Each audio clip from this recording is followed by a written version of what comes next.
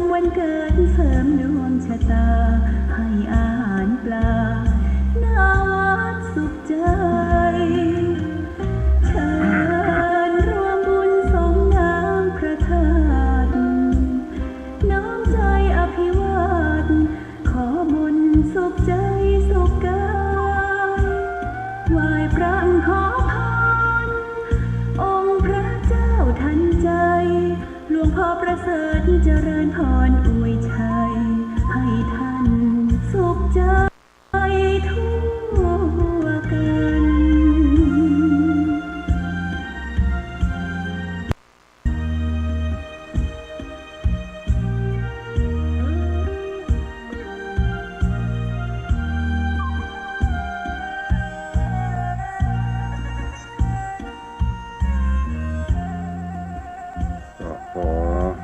ยกมือ10 นิ้วกราบนอบน้อมอย่างพระติรัตนเกี่ยวเจ้าตั้ง3 ประการอันมีพระพุทธพระธรรมพระสงฆ์อันเป็นสรณะที่เปิ่งที่เคารพนับถืออันสูงสุดในชีวิตกราบคารวะแตบใต้ไวยสาปุญญาปารมีธรรมพระมหาเถรานุเถระเจ้าคณะพระสังฆาธิการภิกขุสงฆ์สามเณรจุตนจุองค์ด้วยความเคารพเจริญสุขเจริญปอนญาติโยมสาธุชนติ่นจองห้องวัดจุนุ่มเท่าใจยิง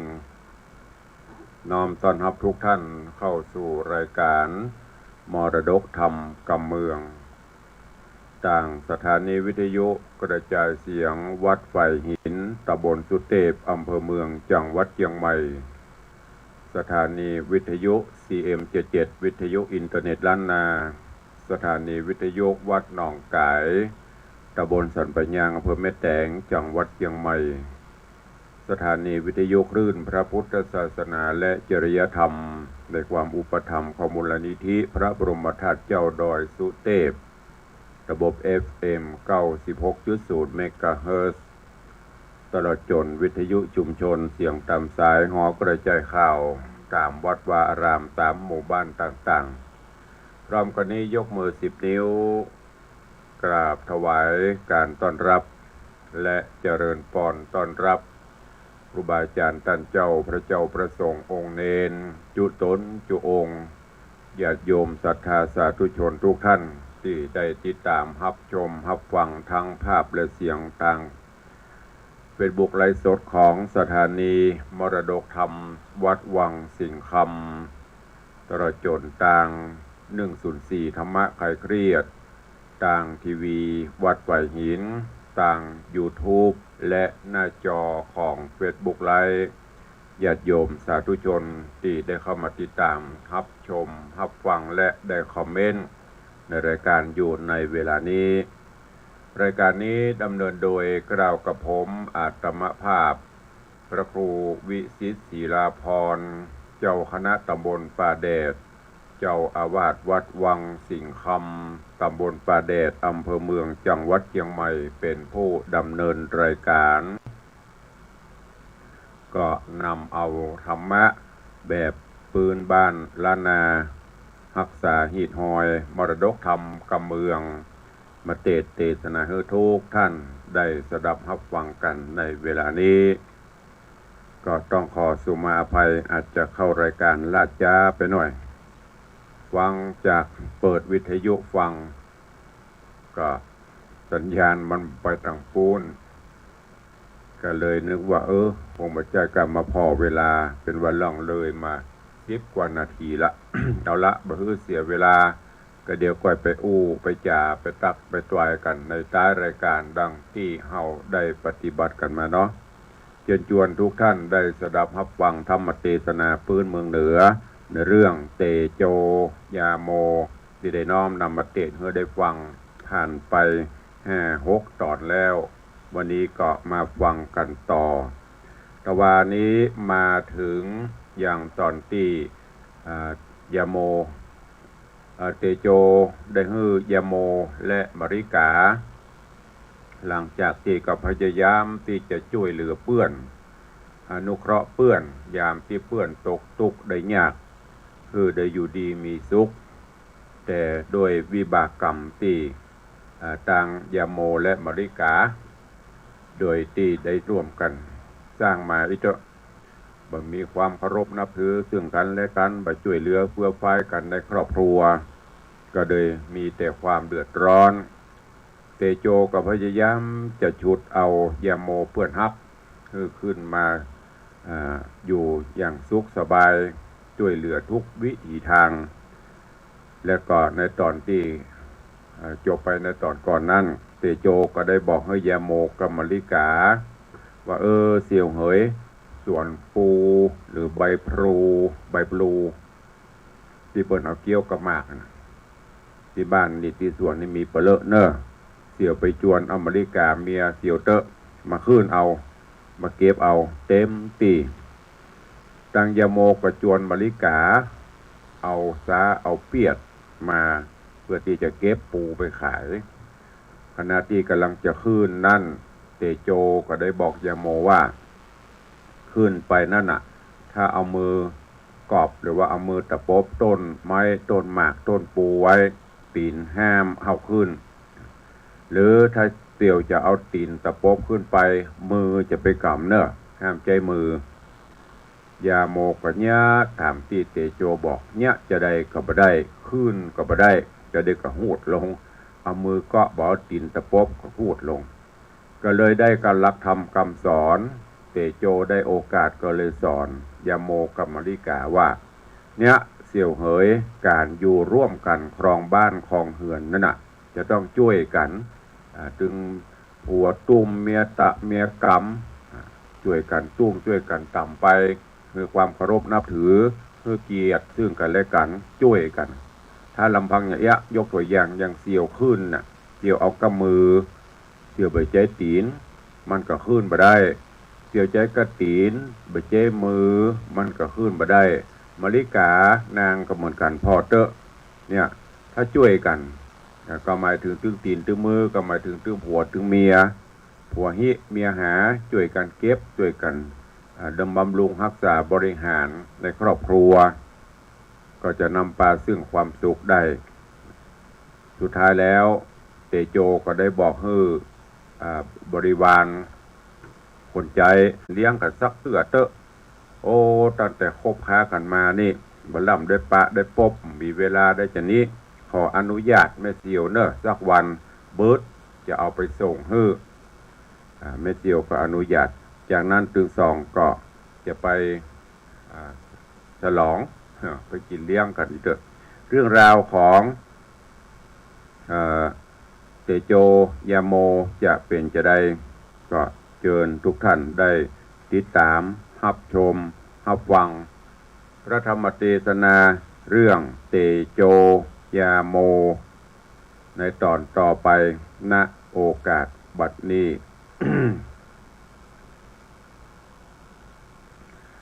นะโม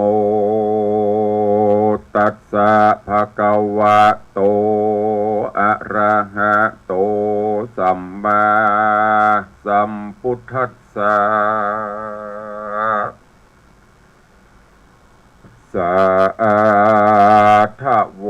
ฟังลาโสตุจนะสัพพุริสะตังลายทั้งหญิงและชายหนุ่มเท่าที่ได้ปากันเราติดตามถ่อมทาดาฟังยังรัสธรรมเทศนาเตโจยาโมลำดับมาแถมเนเจ้าขอเชิญศรัทธาตั้งหลายหนุ่มเท่าจูงตั้งจิตใจเล่าถ่อมทาดาฟังต่อไปนานี้และนาตาน้อยกาดละยามนอนนางมาริกานาดานก็หาบเอาใบปูไปถึงบานยามแห่งมันกึดกินแหนงอยู่ขาห้อยโดยกึดน้อยใจตัว ว่ากูมีผัวก็บ่เหมือนต้านผัวบ่กึดอ่านการสั่งหอเฮือนปังยั่วหยาดยามเมื่อฝนตกสาดเปียหามมืดฝนดำตั้งเหนือไตกึดยากใบ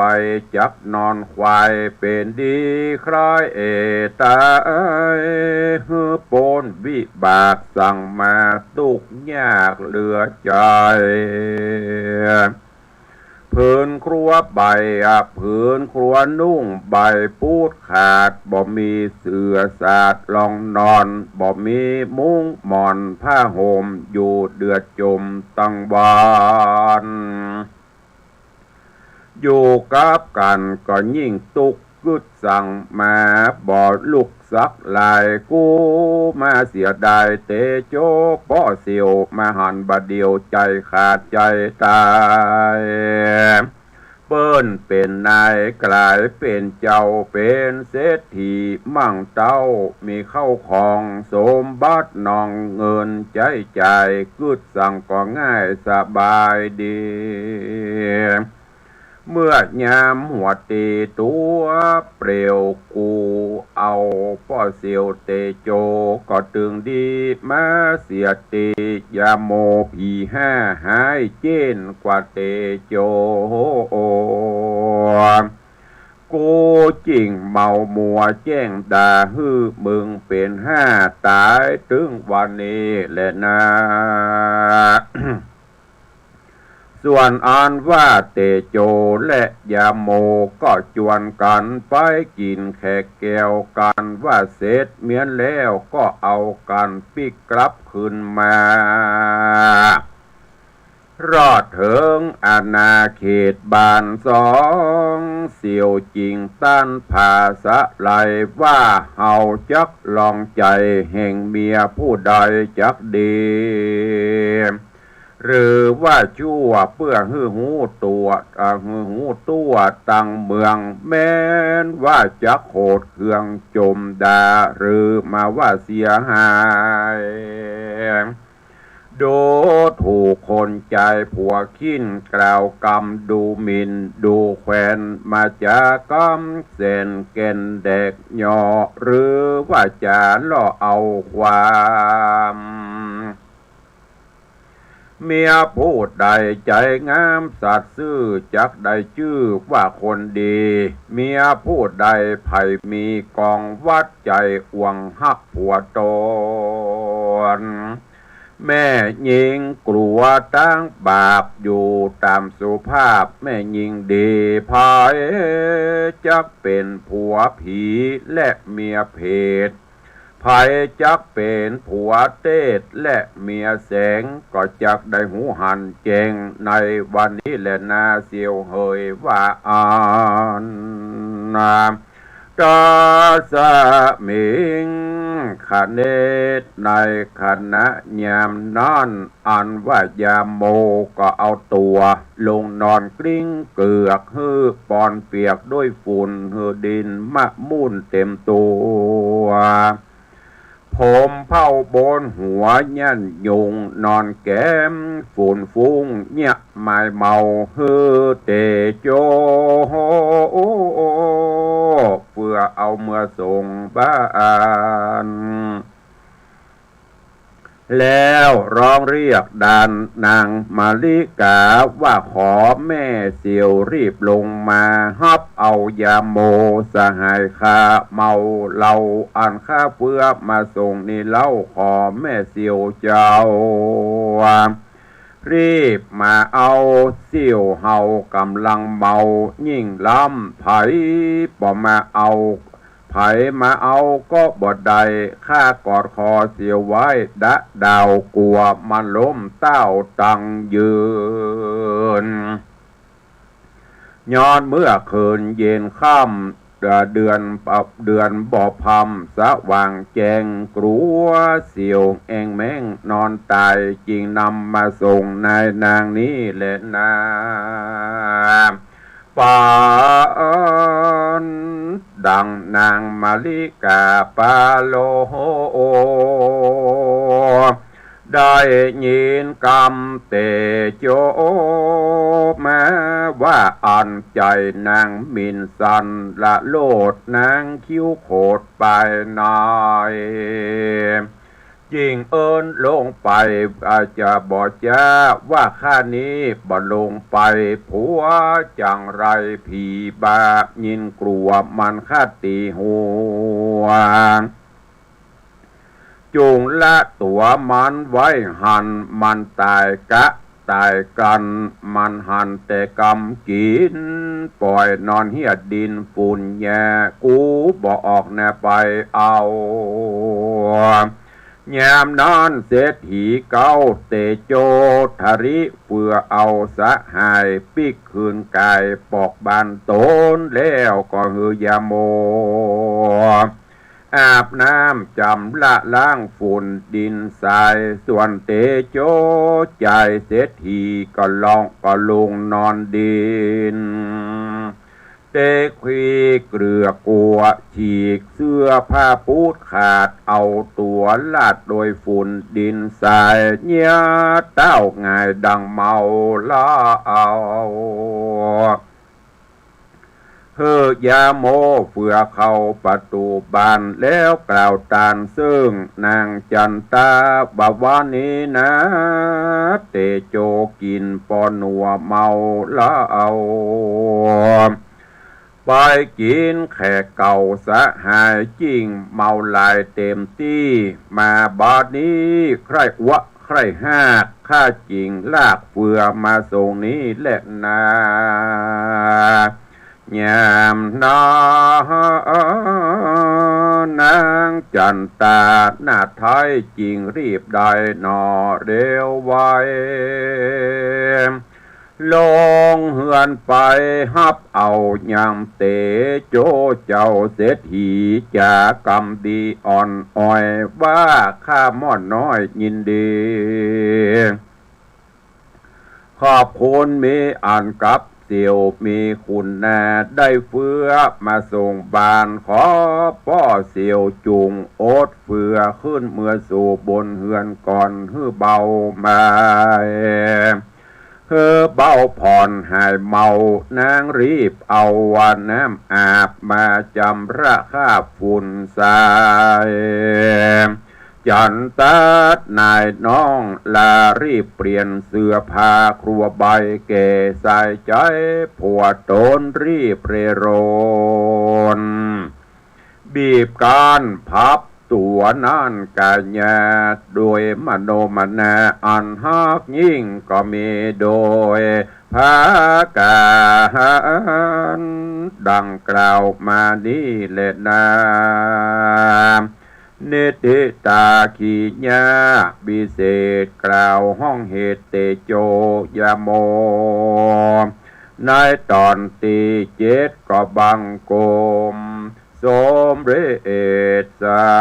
เดชก็ฟังไปพินิจพิจารณาไปเตโจยาโมจบไปแหมตอนหนึ่งถ้าเป็นผูกจบผูกที่สองตัวลงเอามาซอยเป็นตอนได้7 ตอนแล้วเนอะข้างผูกที่3ก็เป็นผูกสุดท้ายก็ให้ติดตามฟังไปในตอนนี้เรื่องราวข้อคิดของเตโจยาโมนับตั้งแต่โปซิลคือเตโจคือยาโมกัมมลิกามาเก็บปูตั้งแต่รังติดกล่าวแต่ต้นคืนจะได้กำได้ก็เลยได้ข้อคิดธรรมะอบรมเตโจก็มาอบรมยาโมกับมาริกาอยู่ด้วยกันด้วยความเมตตาคุณนามีความเคารพนับถือจุนเจือเอื้อเฟื้อซึ่งกันและกันในฐานะตีตกลงปงใจฝากผีฝากไข่อยู่กับกันมาก็ต้องดูแลเอาใจใส่กันมีความฮักมีความปรองดองกันเกียรติซึ่งกันและกันเมื่ออบรมแล้วจะอบรมไปเถอะก็เมื่ออูจางแล้ว ตังเตโจก็ขออนุญาตจันตาเอายาโมไปกิเลี้ยงตามภาษาเสี่ยวกันเนาะคนเป็นเพื่อนกันมาเมินมาปบมาปะกันก็เป็นธรรมดาแล้วก็ส่วนต่างมริกาเมื่อได้ปูแล้วก็เก็บปิกบ้านหาปิกบ้านในขณะนั้นก็เกิดไปตัวเองว่าโอ้กูก่อนนี้ก็ยังมาตุกมาเนี่ยติดหูจะนี้เมื่อก่อนนี่กูเอาเตโจเหตุคือดีประเดี๋ยวเพิ่นเป็นเศรษฐีมั่งมีตุ่นเต้ามีบริวารพวกพ้องมีเงินมีคำนับเฮากลับมาอยู่กับผีกับปูแต่ห้าแต่โหงนี่อะไรเริ่มละถึงเป็นดีมีห้างอย่างเป็นดีค่อยตายจมไปส่วนตังเตโจกับยาโมหลังจากที่ไปกินข้าวกินน้ำไปฉลองเพื่อนกันเรียบร้อยละก็ปากันจะปิกบ้านก็มาได้ไอเดียความคิดว่าโอ้เฮาให้ลองใจเนาะเสี่ยวว่าใดระหว่างเมียเฮากับเมียเสี่ยวเนี่ยใครจะมีความฮักใครจะมีความซื่อสัตย์อินดูคุณนาฮักกันด้วยใจจริงของเฮาลองทดลองเนาะเตโจก็เริ่มแผนการ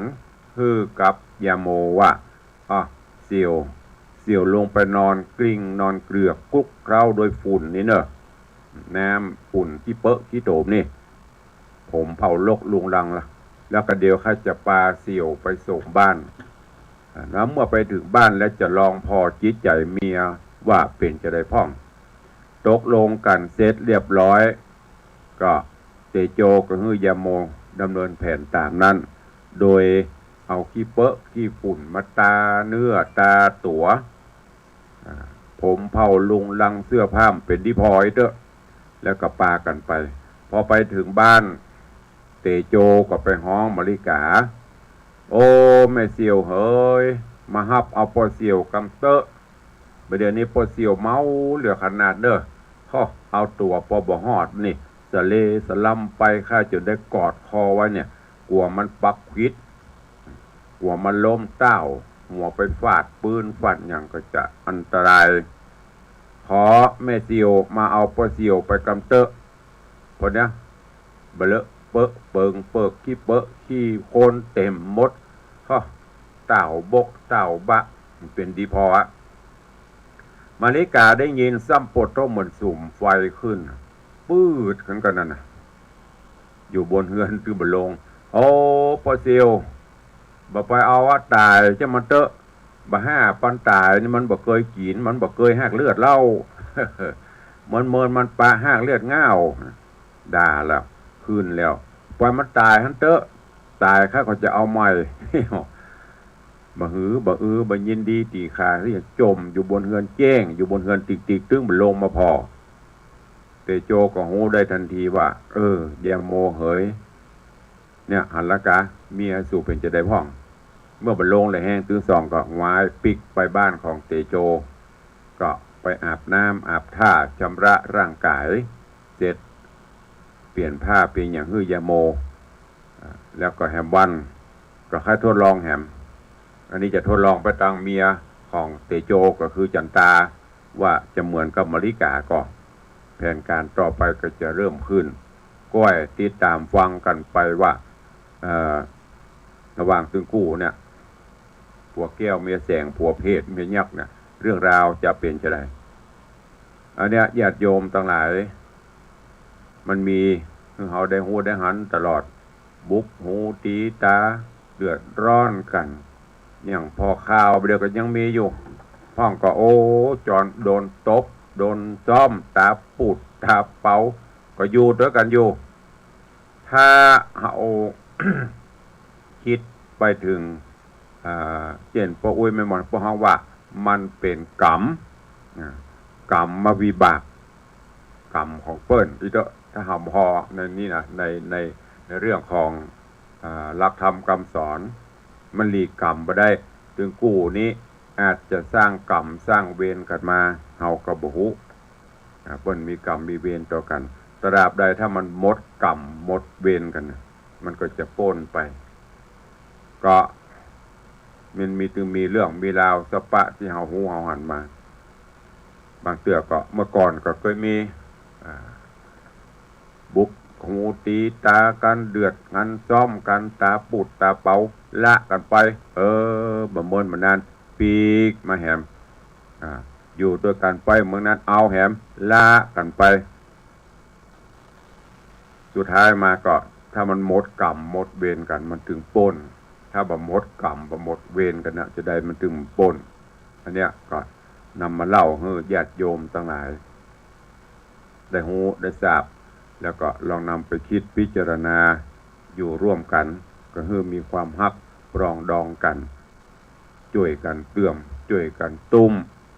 ครอบครัวนั้นก็จะมีแต่ความสุขความเจริญเนอะก็ฝากไว้กับญาติโยมทั้งหลายก็ให้ติดตามฟังกันไปในเรื่องของเตโจยาโมนิยายธรรมที่มีข้อคิดเรื่องราวถึงแม้จะเป็นธรรมที่เมินแต่ว่าใจกับเหตุการณ์ปัจจุบันสามารถที่ปรับใจในการครองบ้านครองเรือนซึ่งสถาบันหลักๆสถาบันที่มีความสำคัญนั่นก็คือสถาบันครอบครัวถ้าครอบครัวผัวเมียลูกเต้ามีความฮักความปรองดองมีความเข้าใจกันก็จะอยู่อย่างมีความสุขแล้วก็จะรวมลามไปถึงสถาบันสูงขึ้นไปแบบว่าระดับหมู่บ้านระดับตำบลระดับอำเภอระดับจังหวัดหรือทั่วโลกถ้ามีธรรมะมีความครอบครัวมีความสุขก็ประเทศชาติก็จะมีความเจริญเนอะก็ฝากรับทุกท่านลองนำไปคิดพิจารณาฟังแล้วก็เอามาคิดมันตัวละครตึงสองเรื่องตึงสองครอบครัวเนี่ยมันเหมือนเฮาก็ฟังทำแล้วก็ย้อนเข้ามาฟังตัวเก่าพินิจพิจารณาตัวเก่าโอ้ถ้าเฮาเหมือนเตโจเฮาเหมือนจันตาครอบครัวนั้นก็จะนำพาซึ่งความสุขถ้าหากว่าครอบครัวไหนเหมือนยาโมกับมลิกาก็คือปรับปรุงแก้ไขทุกสิ่งทุกอย่างมีทางแก้ไขได้ปัญหามีไว้สำหรับแก้ไขเพิ่นว่าถ้าเฮาบ่แก้ไผจะไปแก้ให้เฮาต้องแก้ที่ตัวเก่าเฮาเริ่มที่ตัวเก่าเฮาปรับปรุงไปอันนี้ก็ฝากไว้กับทุกท่านเด้อวันนี้ก่อนที่จะได้ไปตักไปตายไปอุจากับพี่น้องญาติโยมศรัทธาก็มีข่าวฝากประชาสัมพันธ์มาเพื่อที่จะนำแจ้งให้สาธุชนญาติโยมทุกท่านเนอะได้นำไปคิดได้ไปร่วมจะนำไปคิดได้นำไปร่วมไปร่วมงานในการงานต่างๆที่ผลฝากข่าวประชาสัมพันธ์มาเชิญร่วมงานทำบุญถวายทานศาลาบำเพ็ญบุญสุเมธธรรมวัฒนานุสรณ์เนอะที่วัดศรีดอนใจตำบลจังการอำเภอเมืองจังหวัดเชียงใหม่ซึ่งจะมีพิธีทำบุญตั้งแต่วันเสาร์ที่1 เมษายนเป็นต้นไปเชิญร่วมงานพิธีพุทธาภิเษกพระประธานประจำศาลาหอฉันอุดมสมสุขสมเด็จองค์ปฐมมหาจักรพรรดิที่มณฑลพิธีศาลาหอฉันอุดมสมสุขวัดสะปุงน้อยที่วัดสะปุงน้อยอำเภอป่าซางจังหวัดลำพูนวันศุกร์ที่26พุ่นเดือนพฤษภาคมหลังปีใหม่พุ่นเชิญร่วมงานบำเพ็ญกุศลศพหลวงปู่พระครูอุปถัมภ์ศาสนคุณอดีตเจ้าอาวาสวัดประแพงตำบลจังหวัดอำเภอเมืองจังหวัดเชียงใหม่หลวงปู่ได้ถึงแก่มรณภาพลงจะครบ50วันปัญญาสัมมวานในวันเสาร์ที่8 เมษายนครบรอบ50วันหลวงปู่ก็เชิญชวนศิษยานุศิษย์ไปร่วมงานบำเพ็ญกุศลโดยทั่วกันตัวแล้วก็นี่เป็นงานป่วยหลวงของวัดสันประแดงตำบลต้นเปาอำเภอสันกะแปงจะมีงานทำบุญฉลองหอพระไตรปิฎกถาวรวัตถุ ซึ่งก็จะมีวิธีบำเพ็ญบุญกุศลก่อนเจริญพุทธมนต์ในวันอาทิตย์ที่6 เมษายนเนอะเวลาบ่าย2 โมง เชิญทุกท่านแล้วก็เชิญร่วมงานถวายการต้อนรับมุทิตาสักการะสมณศักดิ์พัดยศ ของท่านพระครูจันทสรการหรือท่านพระครูบดีกาชานรงค์พระบดีกาชานรงค์ตุปิโต้งวัดตรงหมื่นน้อยอำเภอสันทรายจังหวัดเชียงใหม่เพิ่นจะมีพิธีพระราชทานพัดยศกับพระเจ้าประสงค์ที่สร้างคุณงามความดีในหนเหนือ18 จังหวัดภาคเหนือที่วัดพระธาตุเจ้าสรีศรีจอมทองวรวิหารในวันที่8วันเสาร์ที่8 เมษายนวันที่9เพิ่นก็จะมีพิธีต้อนรับเนอะเชิญชวนศิษยานุศิษย์ญาติโยมไปร่วมถวายมุทิตาและต้อนรับสัญญบัตรพัดยศผ้าไตรพระราชทานของท่านพระครูจันทสรการเจ้าอาวาสวัดโต่งหมื่นน้อยในวันอาทิตย์ที่9ตั้งแต่เวลา9 โมงเป็นต้นไปเชิญทุกท่านร่วมกันเชิญร่วมงานทำบุญประเพณีวันกตัญญูรำลึกต่อบรรพชนผู้ก่อสร้างวัดโลกโมลีและก็ทำบุญครบรอบอายุวัฒนมงคลท่านพระครูไพบูลย์เจติยานุรักษ์ด็อกเตอร์ซึ่งจะทำบุญครบรอบอายุ57 ปีโดยที่วิหารหลวงวัดโลกโมลีเนอะอันนี้ก็วันที่10 เมษายนเดือนหน้าวันจันทร์ที่10 เมษายนก็เชิญไปร่วมงานโดยพร้อมกันตัวเชิญร่วมงานทำบุญประเพณีส่งน้ำพระธาตุเจดีย์สักการะพระสัพพัญญูเจ้าเดชเมืองที่วัดเชียงยืนตำบลศรีภูมิซึ่งเป็นมีประเพณีส่งน้ำพระธาตุเป็นประจำทุกปีกำหนดการวันอาทิตย์ที่9 เมษายน2566นี้ตั้งแต่เวลา1 ทุ่มเป็นต้นไปเนอะเชิญชวนทุกท่านได้ไปร่วมงานประเพณีส่งน้ำพระธาตุส่งน้ำเจ้าพระสัพพัญญูเจ้าเดชเมืองโดยพร้อมเพรียงกันวันนี้เชิญชวนทุกท่านร่วมงานบำเพ็ญกุศลชาปนกิจศพของแม่สุขอินตะปวงอันเป็นโยมแม่ของท่านเจ้าพระครูปลัดสุภชัยพัทเทกะเมธีเจ้าอาวาสวัดมัดปะคาอำเภอแม่ทาจังหวัดลำพูนประตั้งศพบำเพ็ญกุศลที่บ้านดอยซิวห้วยทรายเนอะวันนี้จะเป็นวันประชุมเพลิงศพหรือว่าชาปนกิจศพก็เจริญพรเชิญชวนญาติโยมที่รู้จักมักคุ้นเคารพนับถือในตัวของแม่สุขอินตะปวงก็ดีหรือว่าเป็นลูกศิษย์ลูกหาศิษยานุศิษย์ของท่านพระครูปลัดสุภชัยพัทเทกะเมธีก็ดีเนอะไปร่วมกันส่วนตุลุงจะไปร่วมไปงานในช่วงบ่ายเนอะบางเตือว่าโหตวาดลุงว่าจะมาจะไปช่วงบ่ายเพราะว่าช่วงก่อนเพลก็มีงานบ้านใหม่ของสถาวัดเฮานี่ก็ละตอนใดก็บ่ได้ไปมาตอนก็แจ้งผ่านไปตัวเองผ่านที่ไปเผื่อรอถ้าพอใครลุงมาก็มาแต่ไปตอนบ่ายเนอะอันนี้เป็นข่าวสารกดฝากมาก่อนที่จะได้อู้ได้จ่าอันหนึ่งก็คือขอบคุณญาติโยมศรัทธาที่ร่วมเป็นเจ้าภาพปุจาไม่กำสลีปีใหม่กำโจกกำใจกำจะตาเสื่อมบารมีก็ญาติโยมจับจองเข้ามากันเรื่อยๆใกล้จะหมดแล้วเด้อ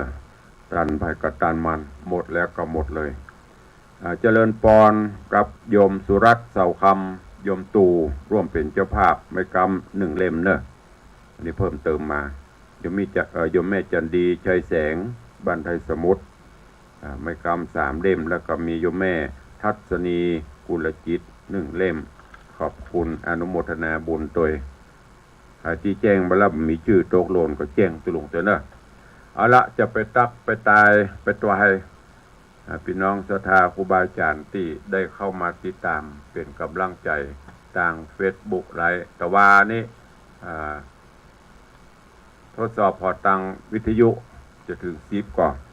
เกือบพอดีจะแดงผ่า8ผู้เลี้ยงโทรมาแตนไม่เลี้ยงครบ10อยู่ก็วัดเตวดีญาติโยมทั้งหลายฟังไปตัวก็เป็นกำลังใจเพิ่นว่า สิ่งสำคัญคือกำลังใจโทรไปให้กำลังใจบอกว่ารายการใดมันจะเฉพาะตุลุงเพื่อจะได้เช็คสัญญาณตัวเองว่าไผ่ฟังที่ไหนตั้งใดอย่างที่ได้บอกไปนะจะบอกฟังแล้วก็ดักปิ้งบางทีสถานีดักปิ้งกับปิ้งจะดิ้นเป็นจม แล้วเวลาแปลกนะเวลาวันไหนตุลุงเอาเทปออกเนี่ยญาติโยมจะโทรโลกถ้าวันใดเป็นสดๆนี่จะเงียบอันนี้ต่าง104เนอะมันจะต่าง96นะ96นี่มีปัญหาโลฮับปอประจันนะแต่ก็ต่าง104เนี่ยเงียบปิ้งก็เจริญพรตัวก็ขอบคุณอนุโมทนาเนอะญาติโยมที่ได้เข้ามาติดตามรับชมรับฟังทางหน้าจอขอบคุณกับโยม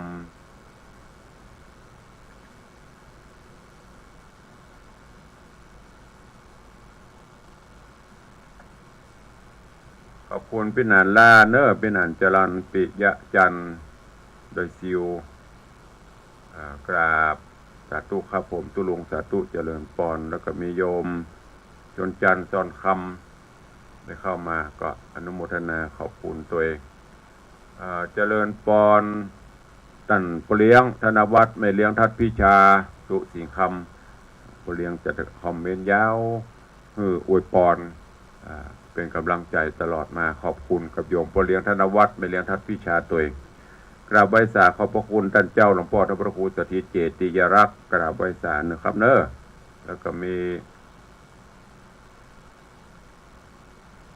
โยมทองคำที่วงคำน้อมกราบสาธุเจริญปอนโยมพี่อัญชลีคำกิติสาธุเจ้าพินาศอินโสมเตปินนอบน้อมวันตาไหว้สาปารมีสาธุกับพินาศเนอเจริญปอนโยมแม่จันดีวิสุทธินันท์กราบนมัสการธรรมพระครูเจ้าสาธุเจริญปอนโยมเพชรเจริญปอนโยมแม่ปราณีพยาไคหพลกราบสาธุท่านสาธุเจ้าสาธุเจริญปอนโยมสมทรงสิทธิตากราบสาธุเจ้าฟังอยู่เจ้าสาธุเนอเจริญปอนโยมสุรัตน์เสาคำโยมตู่กราบไหว้สาครับผมสาธุเจริญปอนโยมแม่ดาวันคำบังกราบสาธุสาธุเจ้าเจริญปอนเจริญปอนน้องเจี๊ยบเนอโยมอังคณาชัยมงคลปุ่นฟังอยู่จากสวีเดนซึ่งประเทศสวีเดนตอนนี้เป็นเวลาเมื่อคืนเพราะอยู่คนละซีกโลกฝั่งโลกน้องเจี๊ยบลูกมาฟังทำอยู่สาธุบุญรักษาแล้วลูกเนออยู่สุขสำราญบันใจครอบครัวมีความสุขอยู่บ้านเปิ้นจะนิ่งดูได้ปั้นงัวปั้นควายให้ลูกคนเล่นเนอะที่สำคัญก็เขาเป็นชาวพุทธไปอยู่ปอมบ้านเปิ้นก็พยายามไหว้พระสวดมนต์ไปเจริญปอนโยมลักษณะเกตดีกราบไหว้สาเจ้าสาธุเจริญพรโยมจันสายแปลงหลวงสาธุเจ้าน้องเจี๊ยบบอกว่านมัสการเจ้าวันนี้ได้ฟังสดพ่องให้รับแต่อดเอาถึงเวลารับก็รับเถอะลูกเพราะจะไปปีนเวลาเพื่อนเนอะปูนกำลังจะเที่ยงคืนก็ไปติดต่อไปเข้าไปที่ YouTube ก็ได้เนอะตุลุงอยู่ใน YouTube ตลอดฟังย้อนหลังก็ได้เจริญปอนโยมอะไรโยมอะไรโยมพลอยกะโยมพลอยลอยถ้าจะแม่นนะกราบสาธุเจ้าตุลุงสาธุเจริญปอนเนอะโยมศรีนวลชัยทองคำโยมแม่ศรีนวลชัยทองคำไหว้สาธุพระครูสาธุเจริญปอนแต่ว่าถ้าจะม่วนเนาะพูดไปกับเป็นหมู่ไปจุ่มพี่ธนวัฒน์ธนวัฒน์ปิงพยอมสาธุเจริญปอนอันนี้เป็นทางหน้าจอ Facebook ไลฟ์สดก็ขอบคุณทุกท่านที่ได้ติดตามแล้วก็คอมเมนต์เข้ามาได้ตรวจด้วยเอาต่อไปต่างบ้านไปต่างบ้านเนอะแต่ว่าเผื่อไผ่บัตันวันนี้ก็เข้ามาได้ 081783654ใครจะอู้ตัวใครจะปูจาไม่กำทางบ้านทางจองหรือทาง Facebook ก็ได้เนอะญาติโยมที่จะต้องการปูจาไม่กำก็คอมเมนต์เข้ามาได้ เจริญพรสายที่หนึ่งใครเอ่ยวันนี้บอกคงขืนราคาหน่อยตุลุงแต่ว่าได้หัวกับได้ตุลุงคู่รู้นี่จำเป็นต้องขู่บ้างเอามาสายที่สองสาธุเจริญพรเนอสายแรกแม่บุญสายที่สองเจริญพรไม่สาข้าไม่สาคูว่าตั้งเจ้าวันนี้เด็กน้อยตัวเนื้อขอ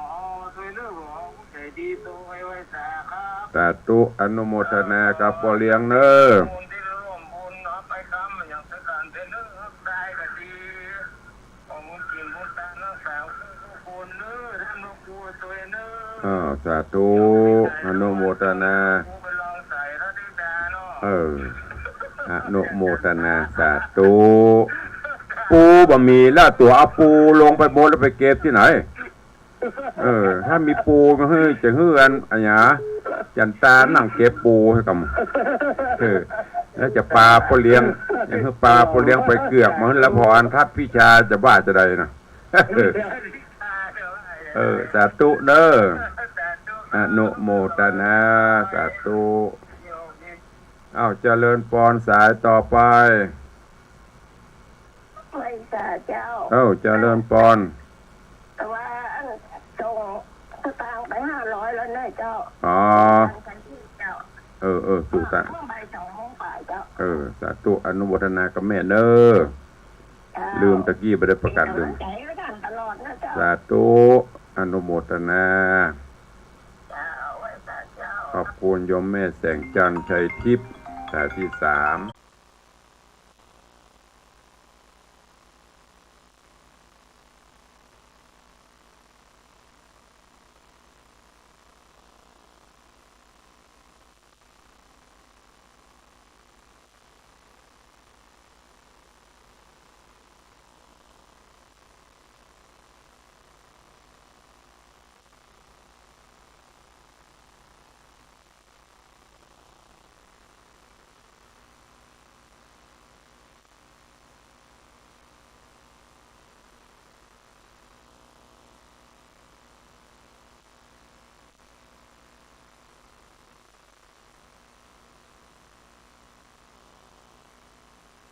แล้วก็มีโยมแม่แสงจันทร์ชัยทิพย์เป็นเจ้าภาพไม้กำ1 เล่มสาธุเจริญพรนมัสการเจ้าการพัฒนาอันดับ1อันนะมันไปอันนี้ม่วนแต่ม่วนว่าเนโยวันนี้นะสาธุแต่มันความเชื่ออาทรอย่างขันว่าเนี่ยความสัมพันธ์มากกว่าตัวความอบอุ่นและครอบครัวเนาะอนุโมทนาสาธุเนดีละโมทนามันโทพังเด้อสาธุอนุโมทนาเจริญพรสายต่อไป